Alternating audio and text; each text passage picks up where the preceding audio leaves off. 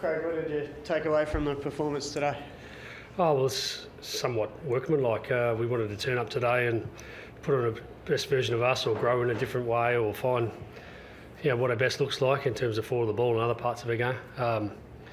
Just said to the players after the game about the ability for us to put our foot down when we want to. We did it last week against the Bulldogs and just played some really good brand of footy that we want to play. And then we did it again today in the second quarter, and it's exciting. It's exciting. We want to be exciting to watch and hard to play against.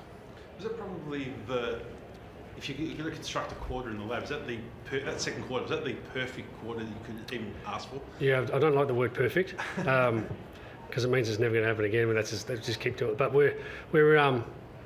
I think so. I think that's just probably as close to what our DNA looks like in terms of all facets of our game. We had high pressure, we had good contested ball, and we won a lot of the territory. So there's a lot of stuff there that makes us feel like we're on the right track. That's what it seems to do, don't they? Like you have a big quarter, you sort of put the game out of reach, essentially. Yeah, well, the gears. When you're challenged, can you put your foot down? Or when the game's close, can you find another level? And this group's had the ability to do it for whether you're down at three-quarter time and then go, no, we get to work. This is time's running out. Let's go. Or in other parts of the game, it's a nice thing to have. What sparked that? I think we got busy around the centre bounces. I think we lost a bit of territory early in the game, and that meant they could score heavily from that facet. We had minimal inside 50s in the first quarter, but we scored from most of them, for a lot of them. And then second quarter we just had a dominance of territory and clearance, and then our players forward of the ball found a way to score. Just on McStay and Steele coming back, you must have been happy how they got through and showed the performance. Yeah, it's important. We've got to get some work into those guys. They've been out for a while, and they've been working away from the footy field in terms of getting themselves ready to play. But there's nothing like match fitness. Assuming was Pendle's tactical? Somewhat. It's funny. I've come and said that we're not going to rest players, and I'll stand by my word. We're not, but we're going to manage them where we can, and that's not just match day. We do that consistently. We look at the loads of players and how much training load they've had or how much they haven't had. I think Bo McRae a few weeks ago didn't train all week, and we thought, that's 2 weeks in a row coming off an ankle, so we didn't want him out of the team, so we play him as a sub. This week was the same with Tom Mitchell. He's had a heavy training load. He hasn't missed many sessions, and we're sort of thinking, we're just teetering on the red lining, and we go, we need to look after this guy, but again, we don't want him out of the team. So he plays sub, and then there's an opportunity to do the same with Pendles. I've said this before, but the naming of the 22 and not the sub is really difficult. It is, because then we communicate that he's omitted. Well, he's not omitted, and he's not injured. Well, what is it? And he's not managed. So we're left holding this can of like, well, what is he? And then he's out, but he's in. So I find it extremely frustrating that we have to communicate that to the broader AFL or whoever else, that even the players. Well, we're protecting the players from the ridicule of like, you're omitted. Well, how do you admit Tom Mitchell? How do you admit Bo McRae? It's a frustration from our end. Does it have an effect on players at all? Yeah, it has. Yeah. It has. Yeah, it has. And so then people start to manipulate it, going, well, late outs.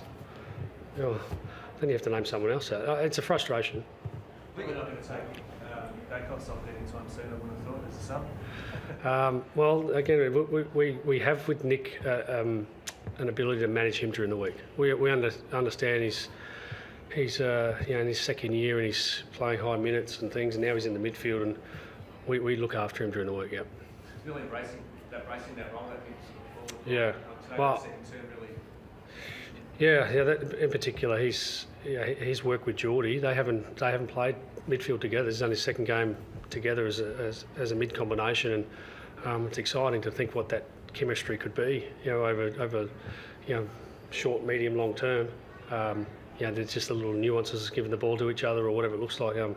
It's a pretty damaging couple of players. Is that the plan for the rest of this season, leave them both in there? For whatever the game needs. Yeah, I think we'll start that way some games, and then other games might need something different. Right now it's a nice weapon to have. So just back to the team selection thing. I think earlier in the year, Brad Scott, who was obviously at the AFL for 3 years, he said they're not going to change it because I think the wording from a legal perspective, they have to change it from a 22 to a 23-man game. But is it just something that they should just bite the bullet and just do it? Well, I think the perfect solution in the short term, if that's the case, would be go out sub. Mm. He's well, because you've got to name him out. Yeah. Well, he's out, and who will be the sub? It gives us the flexibility to do that. Now, you don't have to do that. You don't. You could choose to say other things, but that would really help us. Because we're playing players that are in the 22 one week, but we're going to sub them the next. But again, I'm not here to change the game. I'm just here to tell you the frustrations of it. Injuries today? Beg your pardon? Injuries? No, Billy Fram got a little cork, so not that I'm aware of any others. Braden looked like early in the first quarter, he sort of re-aggravated the shoulder, and he sort of seemed maybe in the first half in particular, he was like really favouring it, and like when he's so tough, obviously, and he's still tackling something. But when he got up, is that something he's going to have to manage, or is that going to be like a balancing act? Yeah, I don't think that's going to change. Yeah. I think that's he's had it for a couple of years. It's just grumbling along. I'm not sure it's a typical. I'm stepping outside my expertise here, but I don't think it's a typical like shoulder that pops in and out that needs a full reco, like some get.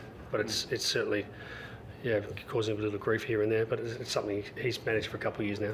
So confident he'll be right for the run to the Yeah, well, unless it gets worse. Yeah. Push for next week's game. Yeah, we're anticipating that he gets up to play.